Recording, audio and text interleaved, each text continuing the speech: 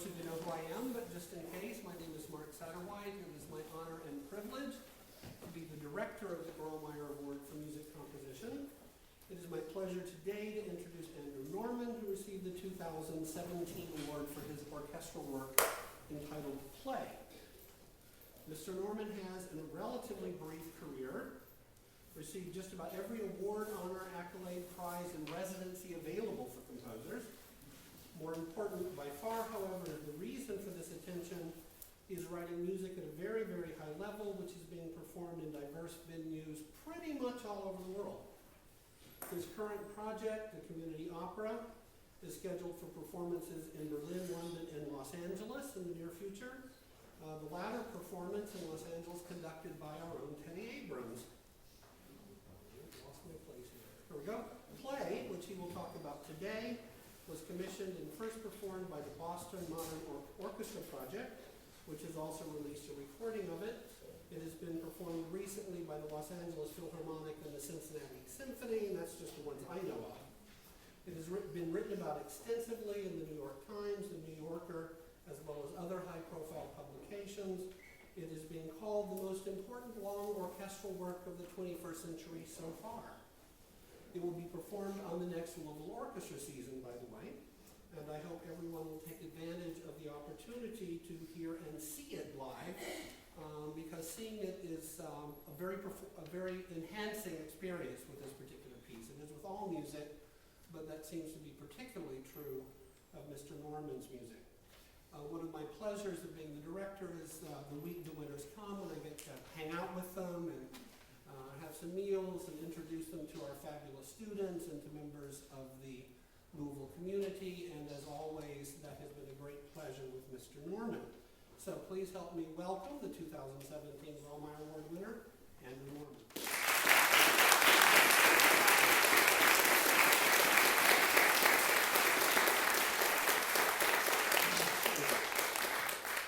Thank you so much, Mark, and thank you all for coming to this lecture. Can you all hear me?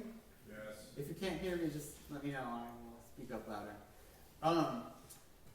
Yeah, so I thought I would, rather than a formal lecture, keep this rather free-form and informal. And so if any of you at any point have a question about what I'm saying or music that I'm going to play for you, please just interrupt me with your questions. I would be happy to make this a dialogue as much as we can.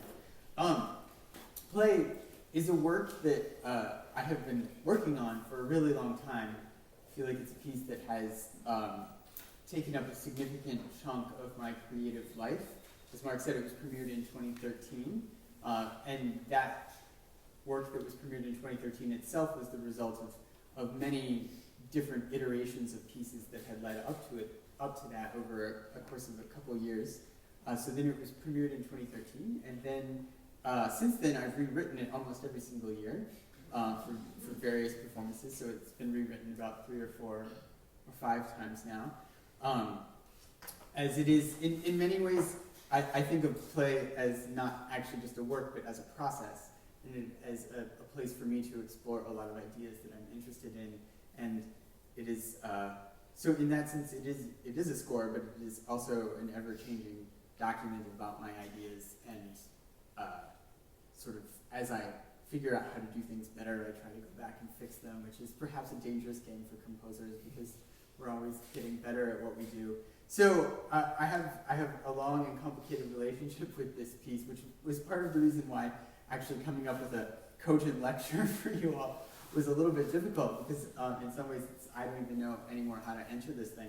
But I thought I would actually begin by talking about Beethoven. And yesterday, for those of you, there's some of the composers you hear, right? Yesterday I talked about briefly how this particular period in music history, which I would call the birth of the public orchestra concert, which was roughly around late 18th century, early 19th century, how the music of this period has become increasingly significant to my thinking about how I write orchestral music specifically, in part because the music of this period, which is like late Haydn, early Beethoven, is often the music that I'm paired with on orchestra concerts because it just gets played a lot. But I do think that there are some interesting reasons why this music gets played, and I think that there are some good reasons that, at least for me, have been very valuable about what makes this music so effective even now. And why do we keep coming back to that late Mozart, late Haydn, Beethoven kind of period? And one thing for me is the incredible formal clarity of this music, that you can really feel that these composers are being absolutely clear and very forthright about where the music is going and why. And of course, they had sonata form and all sorts of other set forms that they were dealing in and with. But that sense of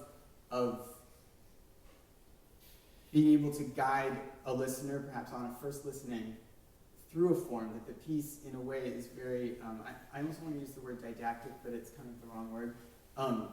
The piece being very, well, I will use the word didactic, about what is happening when it's being super clear, and how that clarity within the form actually enables the composer in that period to actually play with the form in a fairly sophisticated way, so that when a composer makes a choice that falls outside of the bounds, we understand that it's outside the bounds of the world that they've established. When they take a turn formally and go somewhere, we as the listeners register this because we had an expectation of where that music was going to go.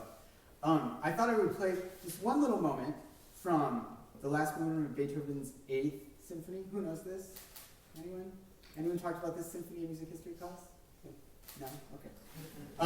Here's the opening of the last movement of Beethoven 8.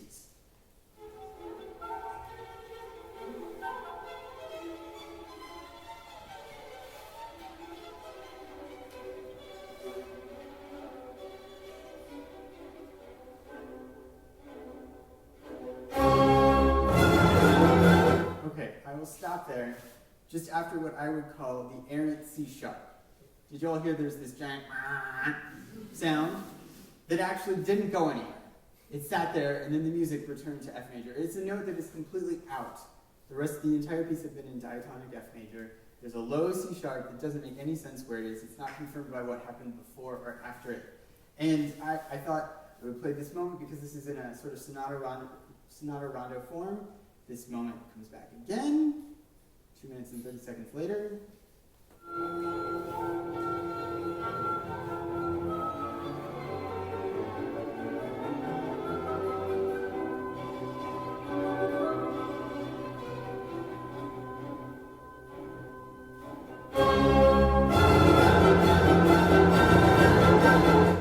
Okay, so again we have the C sharp that sticks out of nowhere, leading into that this sort of 2T F major.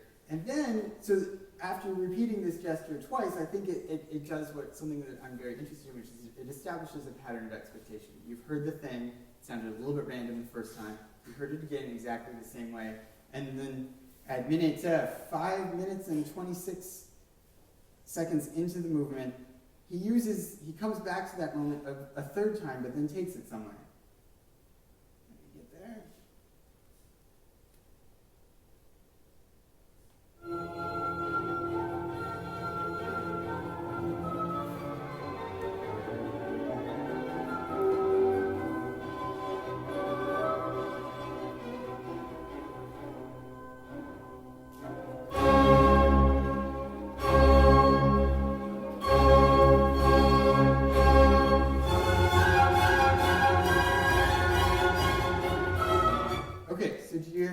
He took the C sharp, he repeated it several times, it actually became a dominant on which he modulated then, and a fairly crazy modulation from F to F sharp minor. And for me, if I played it 10 more seconds, you'd hear a really awesome modulation back from F sharp minor to F major. It's really cool. Go listen to it. But for me, this is, I think for me, a really great example of what I would call non-linear thinking. And that the composer is not just composing left to right, but the composer has actually got some idea of what's going to happen in the future, and they are planting it in the past. And so that he knew, I think, at least as my composerly mind works, he knew that he wanted to have this modulation to F sharp major, that he wanted this C sharp, F sharp minor, excuse me, he wanted this C sharp to function somehow, and he was going to plant it in a way that it wasn't going to function initially, and then much later in the form it was going to function. And so the idea that this thing did not belong where it initially was, but eventually, as we go through the piece, it finds its place, and it finds its meaning, and it finds its purpose. Does that make any sense? And this idea has been very powerful and influential for me, that musical ideas and how they're placed in a piece does not just have to do with what they're doing in that moment, but how they relate to many other moments in a piece. And that's also for me one of the beauties of sonata form, just generally, is that you get composers, I almost think of it as like thinking in 3 dimensions with regard to time, that they are not just thinking about this moment here when this thing happens, but they are thinking about the ramifications of that moment for successive other moments in a piece. For instance, the moment when we modulate from tonic to dominant in a sonata form, that has repercussions for what happens in the recapitulation when we have to stay in the tonic the whole time. Similarly, sometimes in sonata form, if they make a certain move in the development, then they're going to make an opposing move to that in a coda. So that, for me, this idea that a choice made at one moment in a piece could have repercussions and mean something for other moments in a piece is something that I think a lot about, and is something that I try to explore in my music. So, and related to that, I just had a couple other points about classical style and how it has impacted me.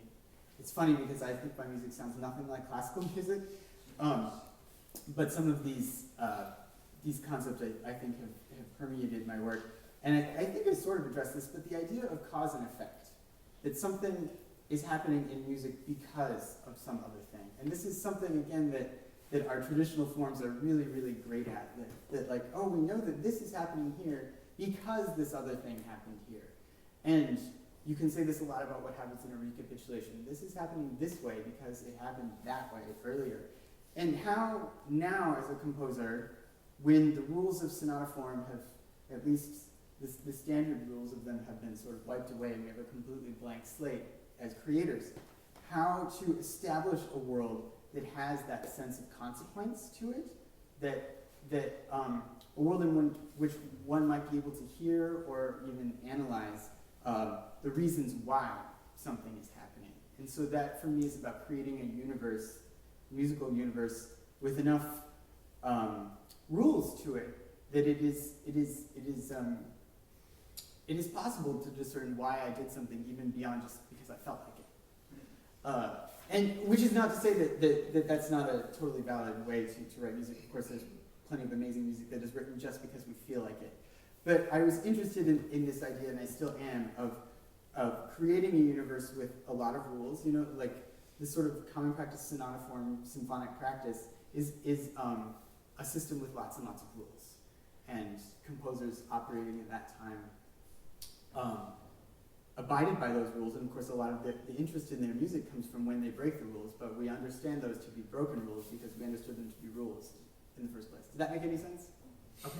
So a lot of my thinking is about how to establish a universe that might have these rules that govern how it behaves. How can I communicate those rules, and then how can I break them to artistic expressive intent? And then lastly, I will just say about classical music, classical music. What I really, really love about it, and something that I think comes through in some of my work, is that when it comes down to it, I'm interested in very, very basic elemental musical structures, things like scales and arpeggios and simple chords. And for me, there's something very powerful about these things because of their simplicity. It allows you to do more with them and still have them retain some of their identity. For instance, like a scale, well, first of all, you all know what note comes next, right? Someone want to sing it? Oh, beautiful, yes. This is wrong, right? And that is actually, this is some of the essence of my music, is just wrong things becoming right things. But the idea that I could play 7 notes and there is such a strong predictive structure within them that you know what the 8th note is supposed to be, this I think is something, first of all, that composers of the common practice period really tapped into, and it's also something that I'm trying to find in my own language. But the idea of using a very simple structure, even like a scale, not only is it predictive, but you can also tell when things have changed about it. So the difference between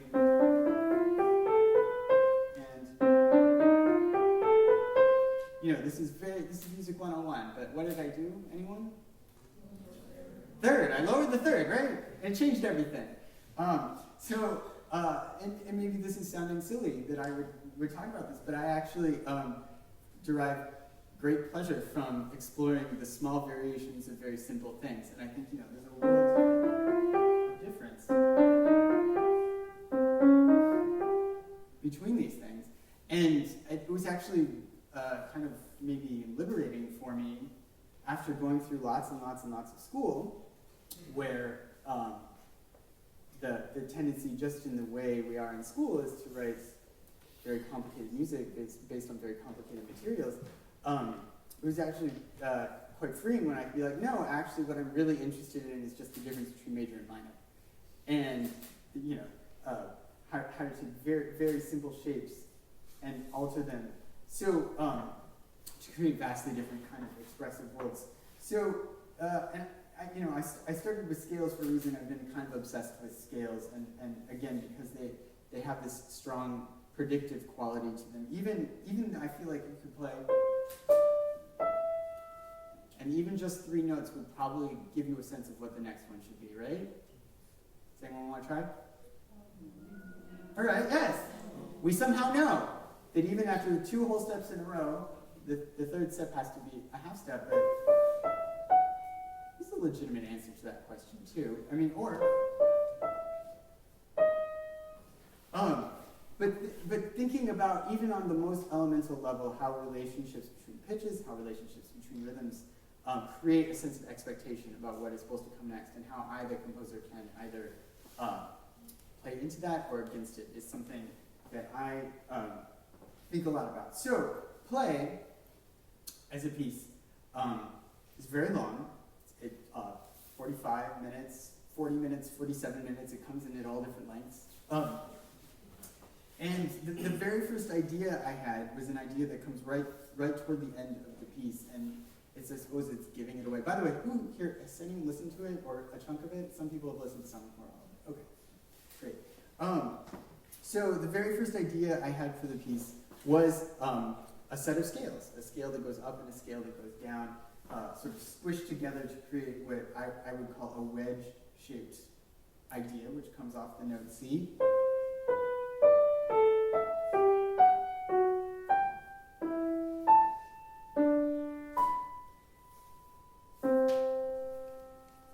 Like that. And I liked that, first of all, because it simply was 2 scales. And I liked that it was, as tunes go, it's actually probably not a great tune at all. I would actually refrain from calling it a tune because it's more just a schematic thing that I set in motion, which is just a scale going up and a scale going down. There's very little choice making from me involved in this thing. It's just like I said, a clockwork going, one going up. Another way to think about that, it's also, you could think about it in terms of expanding intervals. It's a second down, a third up, a fourth down, a fifth up, a sixth down, a seventh, etc. Like that. And I wrote a chamber piece, actually, for a group of friends. They're called Y Music. They're an amazing sextet based in New York. And it's the first time I came up with that idea, because I remember thinking about my friend CJ, the trumpet player, and how awesome it would be, because I love wide intervals on the trumpet. And I know it's treacherous for trumpet players, but I just love the sound of it. So I thought about, I really wanted to give him some wide intervals, and then the idea of expanding out into that gave me that schematic set of the 2 scales. And then it occurred to me that in that sextet, which includes violin, viola, cello, flute, clarinet, and trumpet, that this set of 2 scales, and excuse me, fit within the range of all 6 instruments. And so that I could have this moment of canon where that tune plays in all 6 instruments in a kind of row, row, row your boat style canon. And so I wrote this chamber piece, which was a development of that canon into and out of that canon. And I really liked it. They liked it too. And from there, I started exploring those notes of those two scales even more. I wrote several pieces that became studies for play that do different things with that idea of the wedge. They turn it in on itself. They do other things. Like, for instance, even for me, just changing the quality of the notes or where the whole and half steps lie within that makes a huge difference. So that would be the kind of C Lydian version with F sharps, but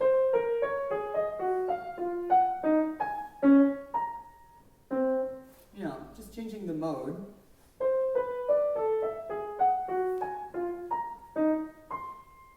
There's all sorts of ways to take that for me, just playing with where the whole and half steps are in the scales that created some very, very interesting things. So all that is to say, that was my foundational material. A scale going up, a scale going down, put together to make a wedge. And from there, I sort of tried to construct a musical universe that could lead to that moment. And in the orchestral version, I want to make sure that I actually get to playing some of this because I do like to talk. In the orchestral version, just to give you a sense of what that wedge tune sounds like when finally everyone in the orchestra arrives at it after 40 minutes of trying to get to it. So this is, in many ways, this would be like giving away the end of the story. Let me make sure I'm in the right movement.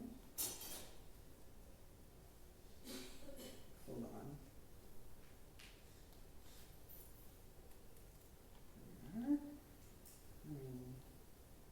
Let me find this.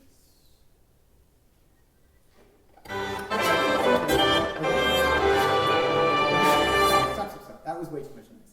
I'm sorry. So basically, there's a big long build-up, and then you can hear it most prominently in the trumpet. They start outlining the tune, and then finally everyone joins in, and it's a big canon with everyone. Everyone in the orchestra who can play in that range is playing the tune. And so this is, again, is kind of starting at the climactic point at the end of the symphony.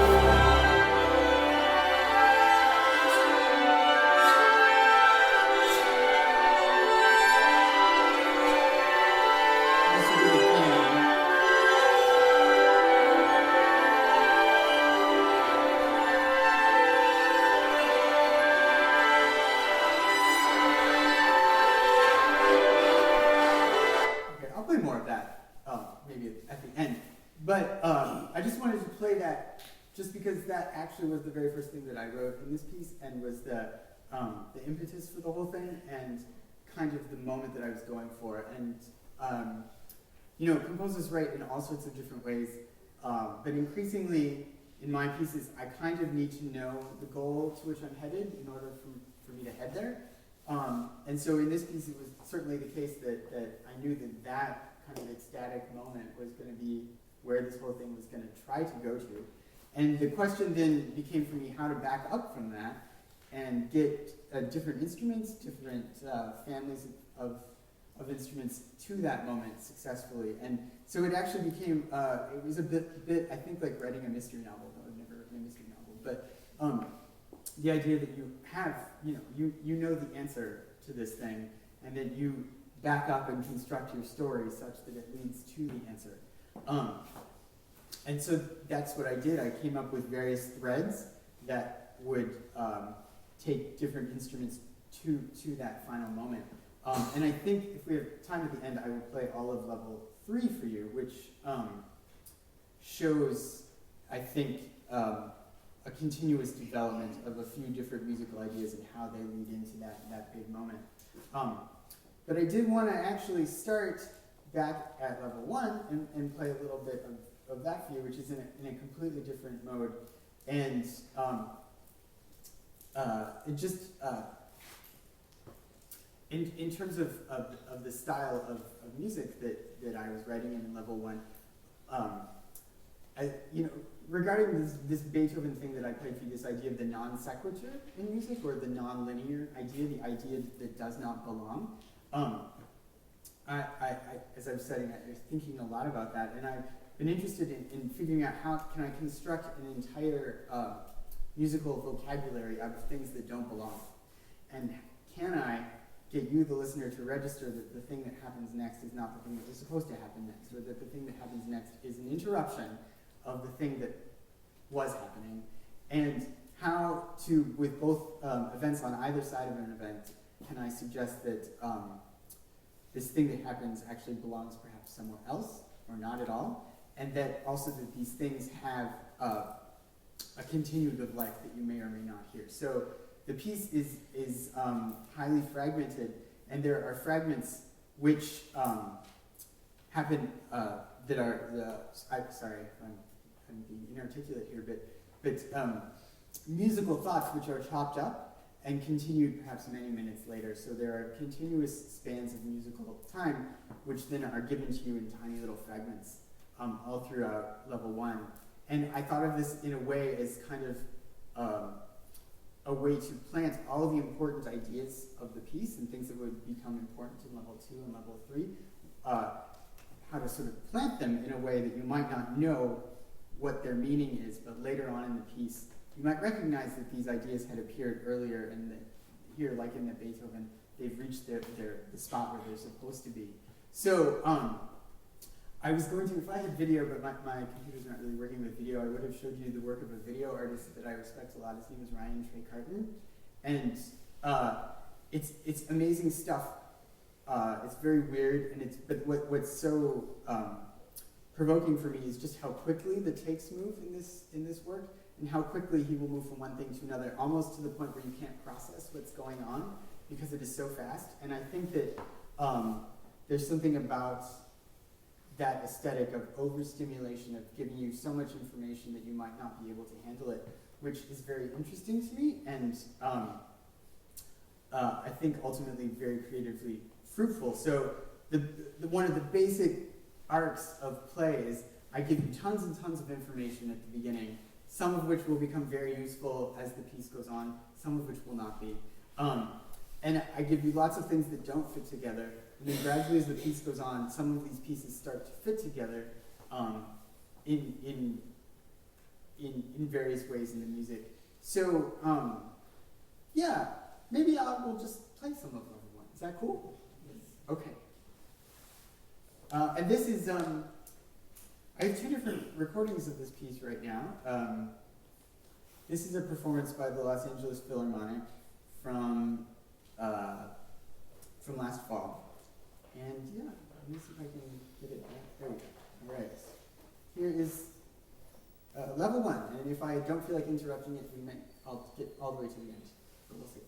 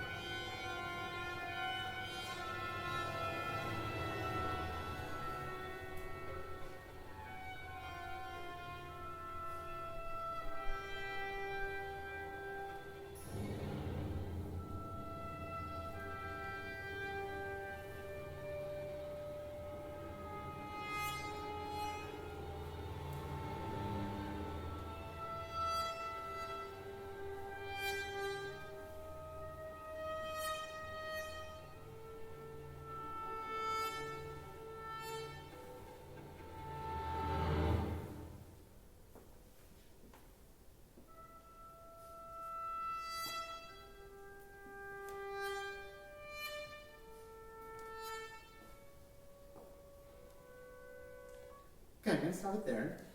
I just wanted to point out this moment that we just did. By the way, you can listen to it at home if you really want to get the commented on experience. But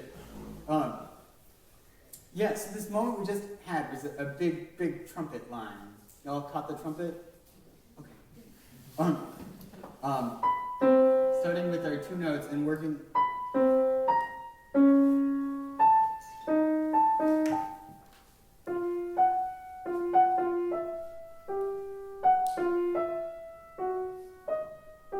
Like that. It's just working its way in. And it worked its way.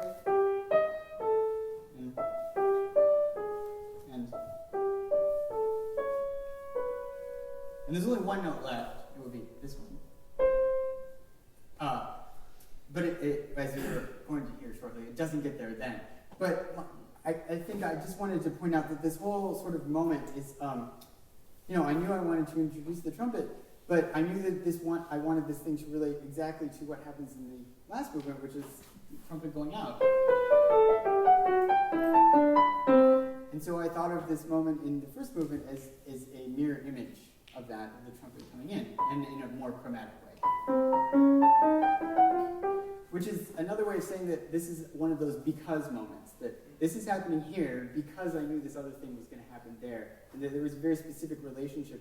So in a way, there were fewer decisions I had to make because I decided that I wanted this trumpet motive to very specifically reflect this thing that was going to happen later.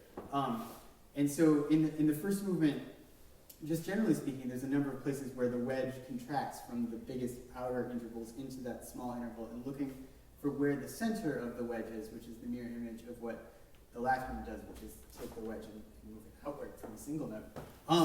Okay, I'm sorry to interrupt, but that moment also with the trumpets, where they were here resting on these notes, just right where I turned it off, kind of looking for the notes that are closest to each other. That becomes significant about 4 minutes later in the form, where it leads to an opening up of another area. Okay, I promise I won't interrupt this again. Maybe not. Okay, backed up a little bit. I'm sorry, it's not quite loud enough for me, but just imagine it filling your ears with gorgeous sound.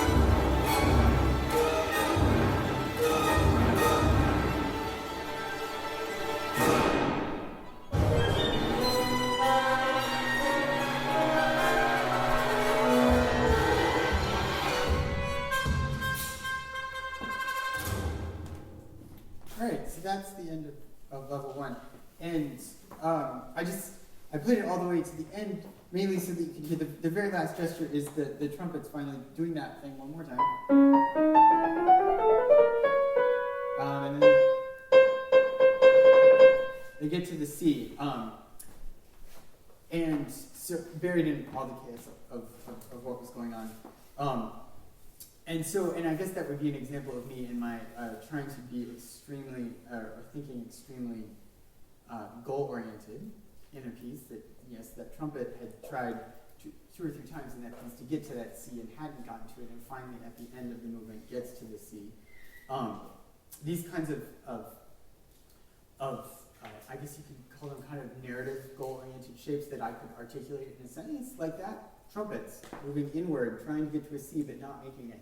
Things like that are things that I like to have about my music. I know it's a very concrete way of discussing the music, but it's kind of reassuring to me as I'm writing that if I know what I need to happen and I can articulate it in a sentence, then I feel like I can run with it. And which is not to say that there's so much, plenty of other kinds of music that you can't possibly articulate in a sentence what is going on or why. And I think that those kinds of music are truly amazing. But perhaps for me, because especially in the initial stages of writing a piece, the decision-making process is very difficult. I often need this kind of exterior framework that I impose upon myself in order to start making the decisions to allow me to write a piece like that. Does that make any sense? Okay, good. So yeah, this idea of in level 1, there are ideas with trumpets moving down from wide intervals into trying to find that solitary note and only finding it at the very end, that then mimic what happens at the end of the piece. And I realized I'm almost completely out of time, and I really wanted to play level 3 for you guys, because it's prettier, but maybe I can play a little bit of level 3? Or is there any pressing questions? Because I know some people have to leave at 50, and that's totally fine. So I feel like what I just did was I gave you the mess of this piece, which is essentially what level 1 is every idea that is in the piece. And gradually, over the course of level 2 and 3, those ideas all find their right place and their right relationship to each other, such that they make good sense. And that is, I think, just generally one of it's kind of a narrative strategy that I use a lot, of giving you things that don't make sense and then finding the ways in which they do eventually fit together. So yeah, I can play a little bit of level 3. Sure? Cool. I wish I could set the stage. There's plenty I didn't say about this piece. But basically, there's this whole relationship between the percussion and the orchestra, the percussion controlling the orchestra with each of their instruments turning on and off people in very specific ways. It's, again, part of the idea of creating a universe with a whole bunch of rules in it, which I can then play around in. And this system of control and the relationship between the percussion and the orchestra starts to break down in level 2. It gets a little more antagonistic as the orchestra is being jerked this way and that by the percussionists. And at the end of level 2, the percussionists kind of whack themselves into oblivion and are no longer part of the picture. And level 3 begins in this completely frozen state. This is something you'd have to see to experience because the entire orchestra freezes for a very long time. And then one by one, players in the orchestra start to move with single solitary gestures. And gradually the orchestra forms itself using all of the materials that had been jostled around in levels 1 and 2. They form themselves in a continuously unfolding way to get to the moment I played earlier. So if you want an image, it's of an orchestra completely frozen, like this, and like that, and I suppose like this too. And one by one, they sort of start to figure out their own gestures, and for the first time without the percussionists completely interrupting and controlling them and making them play this, that, and the other thing. So whereas level 1 and 2 had been largely incomplete thoughts or juxtaposed thoughts, this is one kind of continuous unfolding, and hopefully we can get to the end. All right, thank you. Oops, wrong recording. Here we go. Sorry it's not loud enough.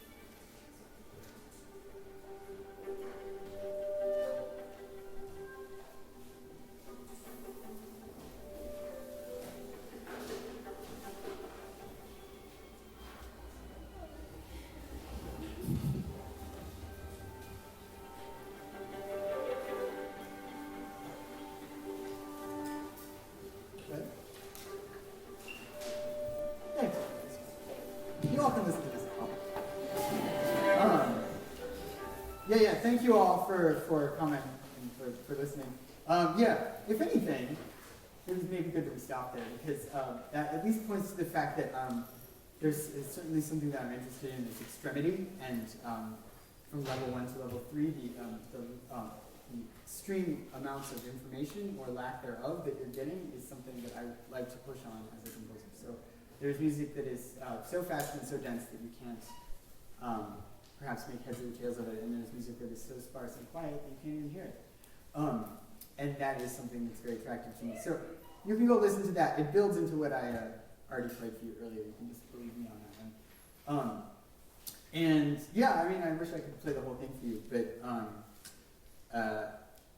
in a sense, going piecemeal as I've tried to do and just describe a little bit of my thinking, I'm not sure if that was more or less helpful than just playing the whole piece through, but I decided to do it. Anyway, are there any questions for those of you who can stay? Yes? Didn't you mention a little earlier that you're constantly revising this? Yes. So next year, a day from tomorrow, Yeah. a year from tomorrow, we're performing at the Louisville Orchestra. How different can we expect it to be? Good question. Well, that all depends on how well you know the original, I think. But, I did my most major revision last year in 2016, and hopefully there aren't going to be any more as big as that one for a while. But so it'll be similar to the Los Angeles? It'll be similar to the Los Angeles, they're not completely identical. But one of the things with a piece this large, with any piece really, you don't really know what it is until you hear it, and you don't really know how it's going to behave in a space until you hear it in that space with that audience and those players. And with a piece this complex, I've been trying to figure out the best possible ways to get it to speak in a variety of different places, because that's inevitably what's happening to it. And so things that worked for the Boston Modern Orchestra Project, which premiered the piece, which is a new music focused freelance orchestra in Boston, do not necessarily work for the LA Phil or the Cincinnati Symphony or other kinds of orchestras, and things that work within the acoustic of Jordan Hall in Boston don't work in where the Cincinnati Symphony played. And so I am trying to create a work that is a little bit more flexible than the original, and that works in a variety of settings. And so that's part of why I constantly revise it. And also just to make sure that for me, it's getting these various narrative elements and arcs. I want them to speak clearly, and so it's.